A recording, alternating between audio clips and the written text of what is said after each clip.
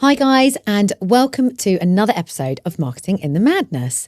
Now, today, as I say every week, I have a fantastic guest with me, the wonderful Alison Battisby. I can actually say the name correctly, which is always like, am I going to say my guest's name right? I met Alison at the Social Day B2B forum. I think I've said that right. And she was amazing. She had all the insights, all the trends, obviously as founder of a B2B marketing agency, I am very focused in on what's going on in the world of B2B marketing. And Alison probably shared some of my favourite insights for the day. So, of course, afterwards, myself and Mariana, sat in the background here, got straight onto Alison to say, please, can we get you on the podcast? So, Alison, before we delve into all of the insights that you're going to share on the B2B marketing trends that everyone needs to know about right now, and we are going to be talking a lot about paid today as well, guys, can you give us, hi, by the way. Hello. That's a big intro. Can you tell us a little bit more about you, what you do, tell us about your agency, Avocado Social, and a bit about your career history? Of course. So my name is Alison Battisby. You did say that right. And I run a social media consultancy with my husband, Richard, called Avocado Social. And it's 10 years old, which I can't believe. We launched it 10 years ago in London. We now live in Salisbury. So lovely to come down and see you today in Bournemouth. And we deal with all aspects of social media marketing in terms of paid advertising, strategy, training, and coaching for all kinds of businesses. You were asking me earlier who we tend to work with, and it really is a huge mix. At the moment, we have a lot of software, consultancy, and membership organisations that we're working with. But we also work with the likes of Heineken. We've recently completed projects with restaurants, pubs. So it really is a wide range. And yeah, absolutely love it. Life in the social media marketing world is busy, as I know that you also get. But actually, one of our biggest missions is to stay on top of trends for our clients and to keep them updated with the ever-changing rules on each of the platforms. So we spend a lot of our time keeping our clients up to date on things like paid, algorithms, AI. So I'm really excited to come and fill you and your podcast listeners in on some of those trends today. Alison, I've got to ask you something about that. How do you stay on top of the trends? Because it does feel like there's always these updates to algorithms. There are a few people, including Andy Lambert, which is kind of how we met because he hosts the B2B social media. I've said that totally wrong. The Social Day B2B forum, that's the right one. So he kind of introduced us in a way. But I very much, I follow him. So Andy Lambert, we will put links to all of this in the show notes, guys. Andy Lambert, Grace Andrews. There's a couple of people that I follow who really help me stay up to date. But it is a minefield. Like the platforms are updating all the time. Like this week, I think YouTube Shorts have announced that they're going from 1 minute to now 3 minutes, which is brilliant for us because it's often we will probably still try and keep a lot of our content around a minute, but it just gives us that few seconds if we do go over. But how do you stay up to date? Where do you go to gather information, or is it more from the practicalities you view delivering campaigns for your clients? So like you, I also have my handful of people that I look at on a daily basis.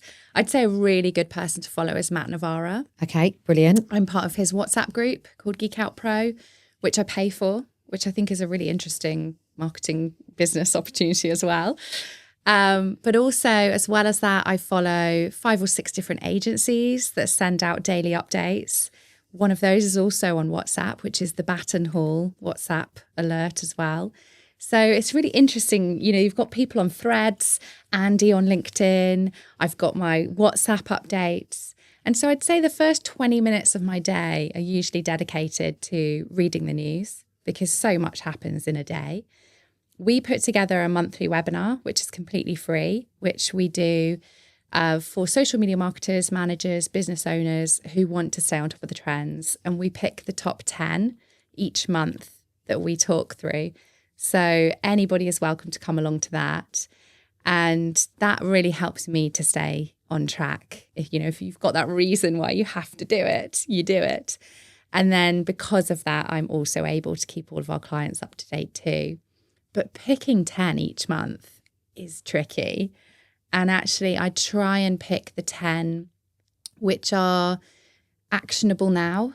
So a lot of the time it's noise because there are things that Instagram's testing or YouTube are tweaking this, but they're testing it and we're not sure if it's definitely going to become a full-time change yet or not. So I tend to really try and focus on things that are changing and rules that we need to apply to rather than, oh, they might be redesigning Instagram next year. So you do learn to weed out a lot of the noise, which is just hearsay or clickbait, and just focus on the things that are very important for our clients now. And even when they do release things, sometimes they get it wrong. Like Yes. LinkedIn stories, do we remember that? LinkedIn stories, which were only available, I think, to university or students. Or No, something I like had that to begin access to with. it. Oh, was it? Did Okay, you? yes. I think they launched it a bit like Facebook. They launched it with students first. Yes. Tested it at some universities, and then they kind of rolled it out. But do you remember Instagram TV, IGTV? Yes. So they do kind of go back on things a lot. Yeah. And the big one, I guess, in recent years was the big algorithm change by Instagram to focus purely on video. And the plan was that when you opened up the app, you were in the Reels feed. But a lot of people were so anti that because still photos can perform very well. And we've seen that with carousels recently. Yeah. And so they had to do a U-turn on that. Otherwise, they'd lose a lot of their users. So it's all very subject to change at any point. Yeah, and it does make it hard because, you've got to, we've been lucky that we've been really focused on video, LinkedIn, and that was a happy accident to a certain extent. LinkedIn have now introduced this lovely video feed, which means, we're now even more focused on video. And then, and that may change again. It probably will change at some point, maybe. I don't know, maybe not. So I want to know from you, if someone's thinking about their B2B marketing strategy, what should their focus be for 2025? What trends are you seeing? Well, I think you've hit the nail on the head there with video, particularly on LinkedIn. We've seen on the app that video has become front and center of the redesign of that app. It has a focus tab, the video for you feed, which is recommended videos that you should be watching based on your interests and your profile, is front and center when you're scrolling through your feed. And video is what's getting the most engagement on the channel. One of my clients said to me the other day, so really, is there any point creating video that isn't vertical anymore? And I said, do you know what? It's really only YouTube is the area, and YouTube kind of the main feed on YouTube, not shorts. That is the only space where you can create horizontal video for social. Everywhere else is vertical. And you need to be thinking vertical. So that's why it's so important when you're thinking about filming any video. Are you shooting in the right dimensions? Are you editing in the right dimensions as well? And making sure that that video is engaging to users within the first couple of seconds as well. So when I started my career over 15 years ago, 2.5 minutes was the average length of a video that we'd create for any client. And we would fade in for the first 2 seconds. Can you even believe doing that now in social media? No. Yeah. I mean, you don't need to fade in at all because people want to get right to that content. It needs to be hard hitting with a hook. And that is what is engaging people. Now, if you're a TikTok user or an Instagram user, you're used to that content, aren't you? Where someone's talking directly at you. Sometimes even on TikTok, the videos start halfway through and you start watching half of a video, which means that you rewatch it to get the full story, which is a very clever technique. That's just starting to spill across to LinkedIn now. So LinkedIn's always a tiny weeny bit behind the other platforms. I went to a conference, 10 years ago now. And I remember that the speaker at the conference saying that LinkedIn was the boring platform. That's changed. It's massively changed since COVID. And actually, a lot of people now will say LinkedIn's their favorite platform. So it's a very exciting space to be in. But vertical video is really where it's at in terms of content for 2025. and we were talking about what kind of video works well. I think presenter-led, so where someone is speaking directly to the audience at home, where someone's telling a story or is being quite human and real, as opposed to a scripted introduction to themselves or their business. The other thing that I really like to see is Vox Pops. I love seeing lots of different people's reactions or opinions on things. And if you work in event marketing, then you've got the perfect opportunity to go around and interview people and find out what different people think of the event or your stand or what people's challenges are right now. And that kind of content always engages me, just because I like to kind of hear what people are saying about something. And so I think 2025 is going to be the year of vertical video on LinkedIn. The other thing to consider about that is thought leaders. So within your business, and I'm sure many B2B marketers will be thinking, my LinkedIn page over the last year isn't maybe performing as well as it has been. And that is because individual profiles are performing better overall on LinkedIn. So choosing thought leaders within your business and having them be the voice of your brand and being able to relay kind of behind the scenes information or talk on a deeper, more meaningful level about a piece of work that's been done, that's a really exciting place to be as well. And that term is being coined as employee-generated content. That's a big trend that, you know, for B2B marketers, it's not necessarily new, but that also offers a huge opportunity with paid ads, because these sorts of posts that are coming from employees, when you put a bit of boosted advertising spend behind them, they are absolutely skyrocketing at the moment. And so thinking about who are the voices of your business is really important for 2025. People first marketing. Absolutely. I think that's what's got lost in translation over the years is B2B marketeers have had to think that they've got to have these beautifully designed assets, overly designed assets that are in no way human, are quite hard to engage with, probably comes from a lot of the, you know, big six or however many there are now, you know, the big consultancies, that these, you know, very in-depth reports, overly designed pieces of content have been the key go-to-market strategy. Yes. That has almost flipped on its head now, where it's short form, person-centered, human, almost the least amount of design possible, the rawer the content, the, you know, the content that I put up that does best is not even, and guys, please help me change this, the podcast content that we spend a lot of time on. It's me doing something to camera at home, you know, in my bedroom, like with no, because people want to see authentic, real content that they can trust. They don't want to think it's been overly produced. They don't want to think it's been, you know, through a studio and thought about too much. So it's a really interesting concept. I love EGC, employee generated content, because I think traditionally the bigger companies have struggled to get their head round. Like if they don't have a CEO, like, I mean, there's probably lots we could talk about here with Elon Musk, but if they don't have an Elon Musk or they don't have that person, how do they generate that human-centered content? And I think by exactly like you say, picking thought leaders within your business that become the voice of the brand, that means, you know, this isn't just for small businesses. This isn't just for businesses who maybe the founder or, you know, the directors of the business aren't that, you know, flouncy person, maybe a bit more like me, that wants to do all of that, you know, talking, that they can pick other people within the business, and that's fine. Yeah, absolutely. And it might be, I mean, one of the most exciting pieces of work I did on LinkedIn last year was we worked with an insights-driven consultancy and we picked a social squad, and it was 5 members of staff, all on the leadership team, all working in different areas of the business with completely different styles.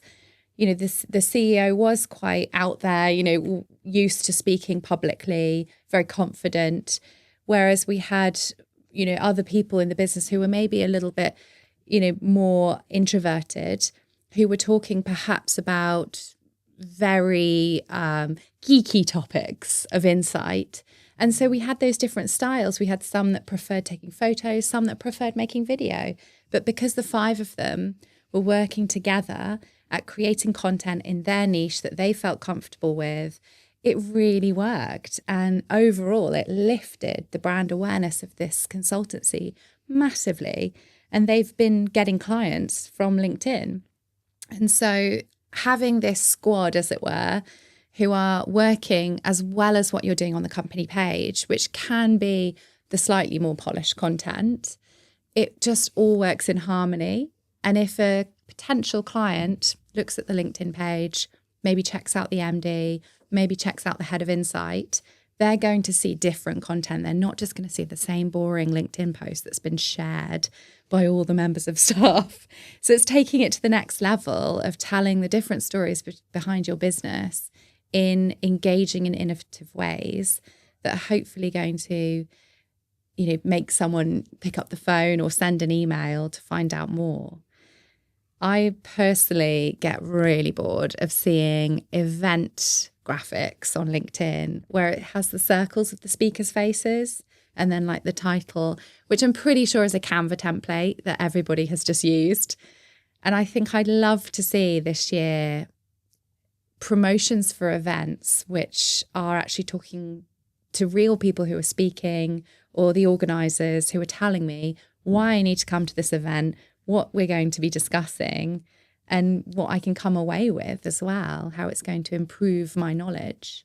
Love that. Listen up, LinkedIn. We want video ads promoting our LinkedIn lives and LinkedIn events. 100%. It makes much more sense, doesn't it? You actually see what they're going to, like a little intro clip. Why is no one doing that? Yeah, exactly.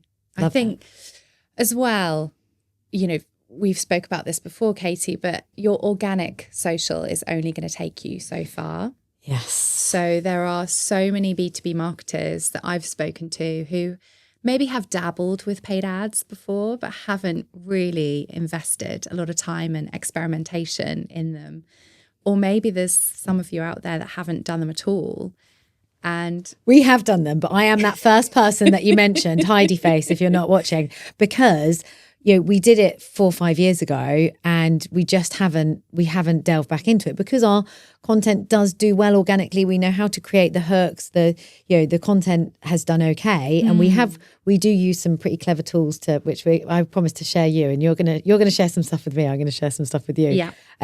But we just haven't delved back into it for such a long time. Yeah. So yeah, spoiler alert, guys. Me and Alison are going to have a session after this. We're actually going to commit to creating a clip from this episode. We're going to put some paid behind. Maybe we'll pick 2 clips. We'll do one organic, one paid, and we're going to report back. Alison's going to come back on the podcast. She's going to share some hints and tips with me and the team. We're going to create a paid ad, and then I'll let you know how many clients I win off it.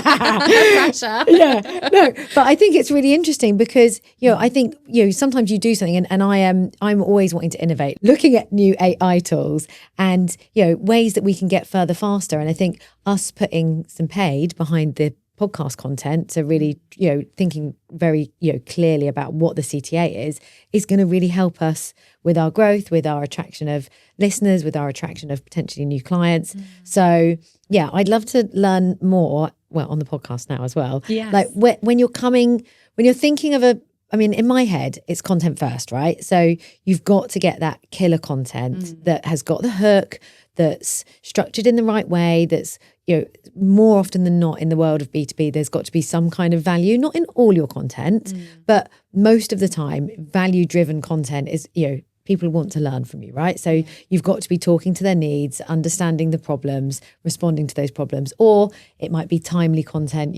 talking about something that's happening in the news right now, something that's a bit polarizing or that is trending for whatever reason. So, of course, you've got to have the good content. Like we do that, we post it at the right time of day. We use some pretty clever tools to help us with that stuff, and then getting it in front of the people that we want to get it in front of using these automation and AI tools that integrate with LinkedIn. But paid, we haven't done for ages. So when it comes to paid, what should we be doing?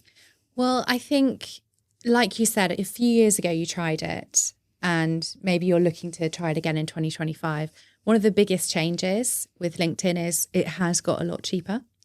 So there is this preconceived idea that LinkedIn is very expensive, when actually there are ways that you can make it a lot cheaper. And that number one way is by having great content. So you're already on the way to success there with your great content. But the other thing that's changed a lot is just the amount of different ads you can run on LinkedIn now. So the dynamic nature of how you can run an ad. It used to just be a feed ad with an image. Now you can run video ads, you can run lead generation ads with forms that people fill out. You can run ads that sit in lots of different places within LinkedIn. They own advertising space, not just on LinkedIn, but they also have an audience network where they've got advertising space in different apps and websites as well. So there are lots of different ways that you can utilize their systems. I'd say the number one thing to start considering is your audience. It really does matter that you take time to try and identify the right job titles, the right industries, where your clients or potential clients are going to be located, and spending that time to input as much data you can into LinkedIn. So that could be brainstorming with your sales teams, who it is, what the job titles are, and actually talking to your sales teams regularly about, okay, are there any new companies we're targeting, or is there anyone that we need to take off the list? This is something that I do with a software company that we work with, and we speak to their sales team regularly, and they give us HubSpot data. So they will be telling us which 300 companies they're targeting across the world. And we can put that into LinkedIn and make sure that those people in those companies with the correct job titles are seeing the ads. And that is a brilliant way to approach LinkedIn because it brings the cost down. So the more data you give it, essentially, the better it will perform. If you have an email newsletter list or a pixel on your website, you can use a lot of that owned data and plug that into LinkedIn too. And again, that can bring your cost per click down or your cost per acquisition down. So there's loads of fancy ways that you can use it. And also the other thing is there's tons of AI in the LinkedIn Ads Manager now. So you can actually opt for LinkedIn to do a lot of this automation and find your ideal audience through AI. But I would say that that should probably come at a later date once you've tested who your audience is and LinkedIn begins to know a lot more about your intentions. So it needs to know, who you are and what you're doing first.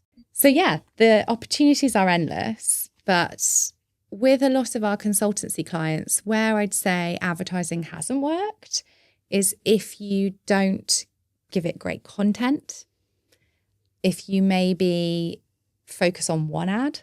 So LinkedIn loves to have 5 ads running at the same time. So the more kind of boosted posts or the more images or the more videos you can plug into your campaign, the better, so that it's got variety to show people. And the other thing is not giving yourself enough time as well. So I've had potential customers phone me up and say, we're running an event next week and we need some more ticket sales. Can we give you, £1,000 to spend on LinkedIn ads? I mean, you could, but is it likely that someone's going to sign up to your event and, book their hotel and their travel just from seeing one LinkedIn ad a week before? No. You need to be thinking, 6 weeks to 4 weeks before an event takes place. You're getting those initial ads out there. You're changing the ads up throughout the campaign to become more direct. And so you're going through those stages of awareness, consideration, conversion. And, it's the same with any marketing campaign. You've got to have good planning behind it. Honestly, you're just making my mind is whirring with the amounts of things that we could be doing that could be saving my team time, because we do use some fantastic plugins that enable us to load in data, but it sits outside of LinkedIn. And I'm going to show you this later. The one of that we use too, WeConnect and Meet Alfred, that enable us to put the data in and then like their recent post, maybe, send them a request, and then we can automate sending messages and things to them. Amazing. So it's kind of like and I plugged in. LinkedIn probably will hate it, so hopefully LinkedIn not listening to this podcast, since I had them on recently. But it does enable us to do that in a slightly different way. But us being able to use the ad manager to kind of do the same things and just show up, it's just going to give us more awareness. I think pairing the two together is going to be real magic, because we'll be able to get in front of them in a couple of different ways, and hopefully get running an ad campaign and then trying to connect with them, and then them becoming part of your network. That they're much more likely to do that if they've already engaged or seen your content. For sure. And I mean, there's that well-known piece of research. You need to see something on LinkedIn 5 to 7 times before you convert. I would say absolutely. If I'm being advertised by an event, a conference, let's say, in social media marketing that I might think about going to, I'm not just going to see one ad and buy a ticket, or I'm not just going to see the organizer of the conference do a LinkedIn post and buy a ticket. I need to see a plethora of content about this event, about the speakers. I need to see an ad. I need to see a video. And then I will start to think, gosh, I'm seeing this event everywhere. It seems like everyone is going. It seems like if I don't go, I'm going to have FOMO. And that is the way to do it, so that people aren't just seeing something once. You can actually, in LinkedIn ads, look at the frequency of how many times someone has seen something. So usually when you're running LinkedIn ads, you ideally want people to see something over 5 times in order for them to actually convert. And whenever we take on a new client, we'll always do an audit of what they've been up to. And often in LinkedIn ads, I look at the frequency and it's 2, 3. And that's just not enough times for someone to see something to convert. It's obviously a lot different on Meta, because a lot of the time on Meta, if you are selling something that's potentially lower priced, less than £100, sometimes people will see something once. A lipstick, a pair of jeans. Oh, I need that. Yeah, that looks good. I'm going to put it in my basket. But a £600 conference event ticket, it is different. And in the world of B2B, you have to speak to your stakeholders. You have to make sure you've got budget, the availability. So there are a lot of barriers that somebody needs to get over before they can decide to purchase, which is why you should be aiming for a much higher frequency than on other platforms like Meta or TikTok. I love that. Now, you've started to talk about Meta and TikTok, which is making me think that there are probably other platforms that we should discuss outside of LinkedIn. Now, for me, the platforms that we're prioritizing as a B2B marketing agency this year are definitely LinkedIn, number one. The secondary platform, YouTube. Yes. Where else? I mean, I'd love to know your kind of point of view on this as someone that's running a B2B marketing agency as well, and very focused on social media. Which platforms, and also maybe which tactics are you seeing work, or would you be prioritizing? So I definitely think Instagram has a place for B2B marketers if done in the right way. I've been investing a lot more time in Instagram as a way to promote our agency over the last year, and found that Reels can be a really great way to get your educational style content across. In fact, I massively ramped up how many videos I was posting to LinkedIn, YouTube, and Instagram as of last autumn. And Instagram is the place where I actually get the most kind of comments, the most DMs saying, oh, I love that video, or, oh, I saw what you said about this. And actually face to face, people say, oh, I saw that thing you put on Instagram. So I think because a lot of marketers do spend their time on Instagram, then it does get seen.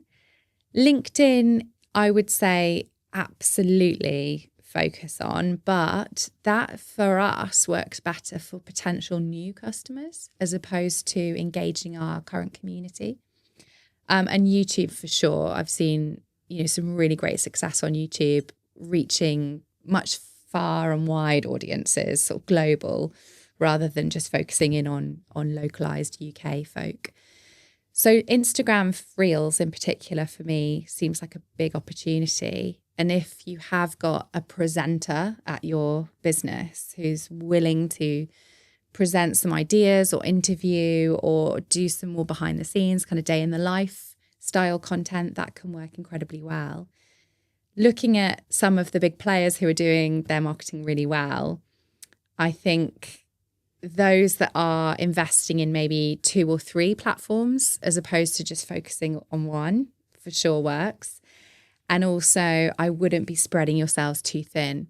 So you'll notice there, I didn't mention TikTok. I dabbled in TikTok a bit, but I've got to be honest, I didn't really enjoy it. Although I got views, I didn't really get great kind of engagement in terms of conversations or comments or DMs, which is what I look for in social media. I like that conversational side of growing your accounts. And so I paused TikTok. You know, you've got to look at your resource and how much capability you have. Also, I am a big believer, if you're going to use TikTok, you have got to be posting something original there rather than it being the same content you're using elsewhere. So maybe that's a question to come back, you know, in the future and see whether I am starting to use TikTok again. But we'll see. I mean, it's a bit unknown what's going to happen with TikTok over the next year. A lot of our clients do tend to be in America as well. So it doesn't feel right for our strategy at the moment.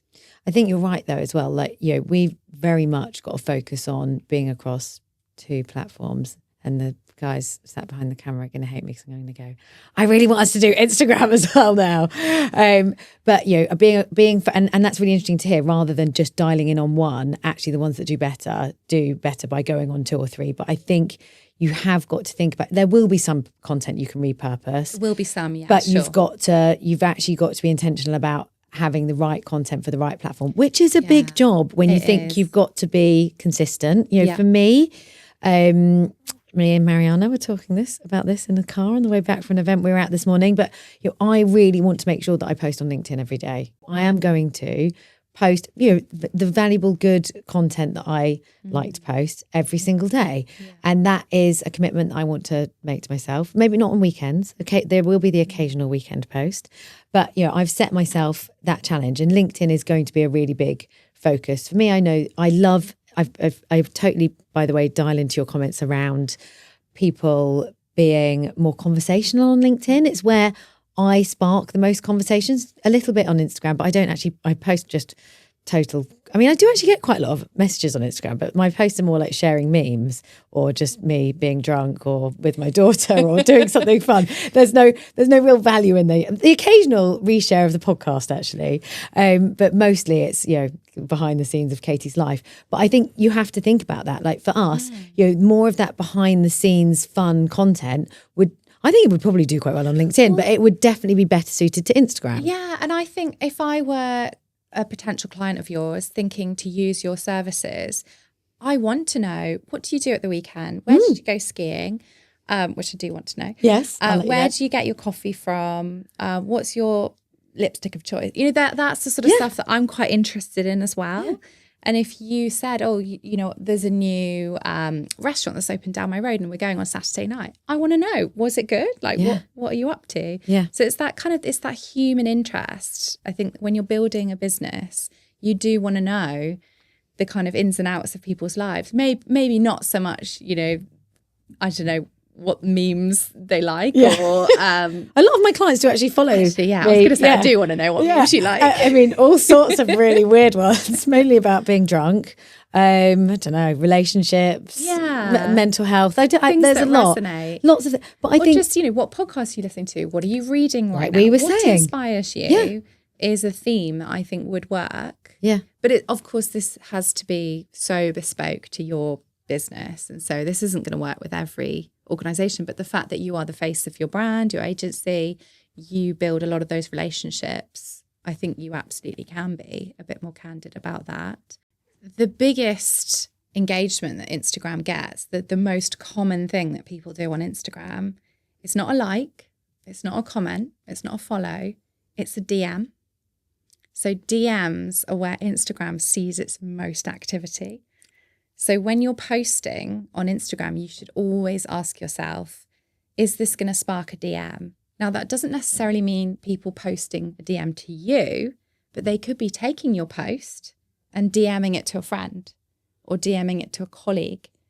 So that's always something that's in my mind when I'm producing a reel for Instagram is, would my audience share this with a colleague, a friend, or would they message me back and say like, nice video, or why did you say that? Yeah, do you know what? I spend a lot of my life on Instagram, sadly. Same. And I hadn't even thought of that. The fact it's so true. Like most of the things I'm responding, in stories to something someone's posted, a meme or something. And the same with me. Like, I met some guys at Soho Farmhouse the other day, and one of the guys keeps responding to stuff on my stories, and I get more engagement there exactly than I do anywhere. Why have I not thought about that? Well, Instagram is now a messaging app. They call themselves a messaging app, like WhatsApp. So It's quite a change in your mindset, isn't it? And I think that's something that all marketers should be considering. You look at brands like SEMrush, who have completely nailed their B2B marketing in the last year. But that's the kind of content that I would probably think that video is funny and send it to 2 or 3 of my marketing friends. Or I do a lot of sharing of parenting memes because I have young children, as do many of my friends. So just sending, tired parenting videos to each other is what we do on Instagram. And that's a way of also staying in touch with your friends a lot of the time. Isn't how are you? What are you up to? It's here's a funny meme, or this made me think of you. Yeah, I mean, sending memes is like my love language. Yeah. Yeah. I've got groups where I send people memes. I've set up specific save groups where I save funny things. I'm like, I need to, maybe I can't post that one on my story, but I need to save it to send to my friend later, or I just send it to my friend. It's the way that we're interacting with these platforms is very different. So I think when you're thinking about your content, you've got to think, how are people engaging in that platform? What is the action that I want them to take? What is the result that I want from this? Is it shareability? Is it, interaction? Is it a call to action? Because there's a place for everything. And I think actually across your go-to-market strategy, marketing strategy, social media strategy, whatever you want to call it, you need to kind of do all of it. I guess that's the key, isn't it? Or pick 3 things and do them really well. 3 platforms, 3 things. I like this. So we've spoken a lot about the trends, the tactics that people should be doing, but I want to know about the big no-nos. What have you seen that's gone terribly wrong, and what should people avoid? So I think there's been a lot of debate over the years around hashtags. How many should you use? Where should you put them? Caption, comments, etc. As we evolve into 2025, I really do think that hashtags are just going to fall away from social media marketing. I'm calling this year as the death of the hashtags. I mean, you look at someone like Threads as a platform, and they only allow you to put 1 tag in each post, which I kind of love. Whereas sometimes on LinkedIn, you still see people littering the end of the post with, say, 10, 15 hashtags. It looks icky. It doesn't look smooth, does it? No, I hate it. I hate having to do hashtags. So I've been trialing not doing them. So I am super happy with this advice. Yeah. I haven't been using them on Instagram for a while now and not seen any difference in terms of the engagement, because so many of, all of your caption is still ranked by the search. So it doesn't actually have any major effect unless there is a particular hashtag that you want to use for an event or maybe a topic. But to be honest, I think hashtags are over. I'm calling it now. Death of the hashtag. Death of the hashtag. The other thing that I do see people still doing is just not really thinking mobile first. And this comes down to paid as well. I've seen some posts which were around Christmas related content where people were advertising PDF downloads. So in an ad, you clicked on it and it opened up this horrible PDF document that took ages to load.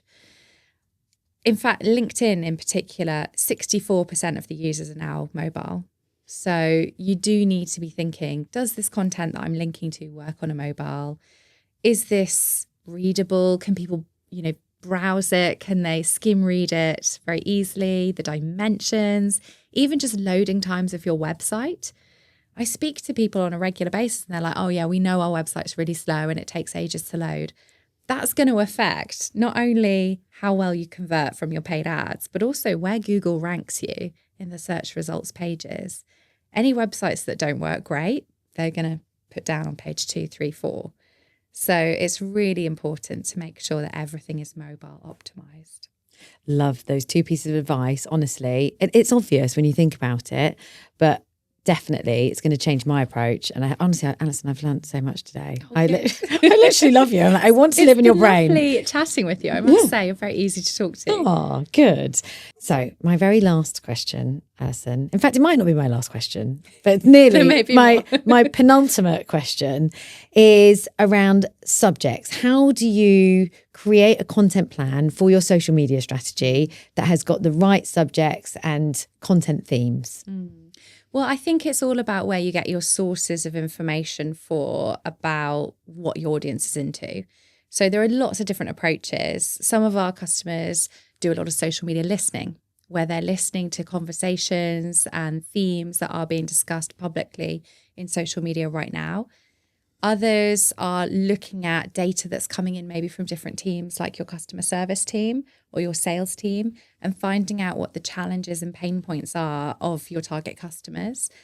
Others might simply be asking market research, running some polls amongst your community.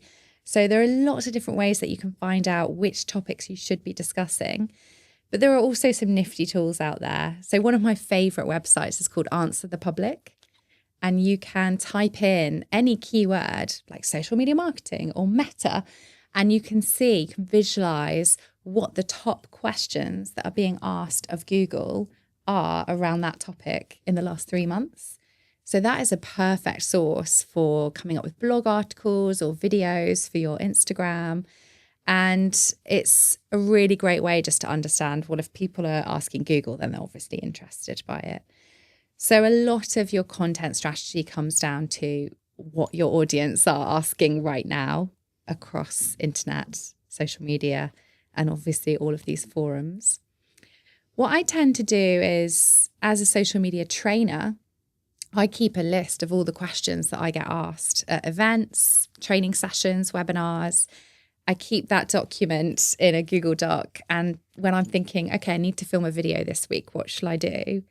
There's my list of like 50 ideas straight away. So I think it is tapping into what your audience wants to know right now. And then, of course, there are the buzzwords, right? AI, for example. Everybody's talking about AI because it is such a huge life-changing tool that has come into our knowledge in the last 2-3 years.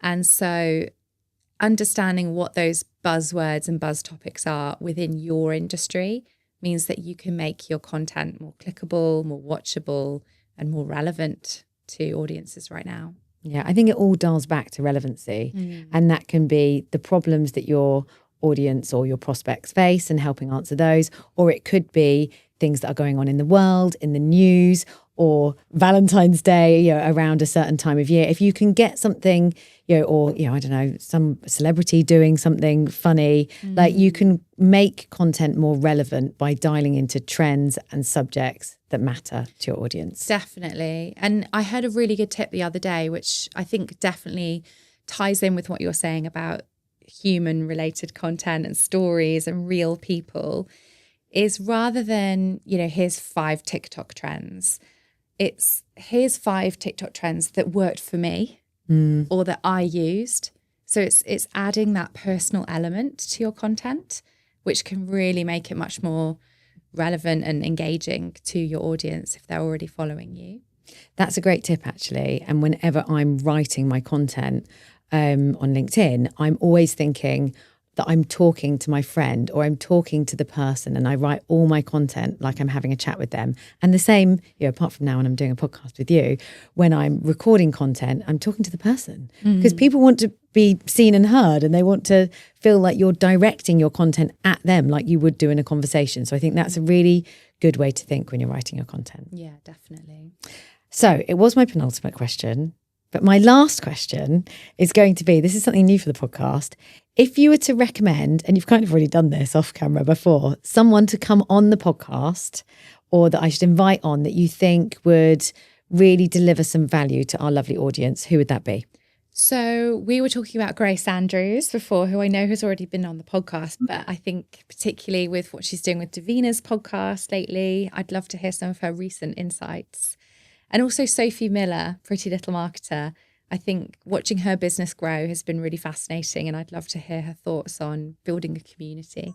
Love those recommendations, by the way. I've actually met Grace, as you know, she's been at events for us and been on the podcast before, but also Grace Miller was at the Agency Hackers Ibiza Super Summit that I went to in September, and I should have grabbed her and tapped her up then, but I'm going to do both. So guys, expect some inbox messages from me and getting you back on the pod or on the pod. And a big thank you, honestly, Thanks Alison. for having me. So much value. I think the problem, and my team are going to hate me, is because I'm going to be like, oh my gosh, I need us to do this. You've given me so many ideas. And I always know that I've had a fantastic podcast guest when I come away with lots of, feeling like I need to go and do stuff, because hopefully the listeners have learned a lot as well. Great. That's all I aim to do. So yeah, it's been fantastic. Thanks for having me. Really enjoyed talking to you today. Yeah, you'll be back. You'll be one of those that definitely comes back. I hope so.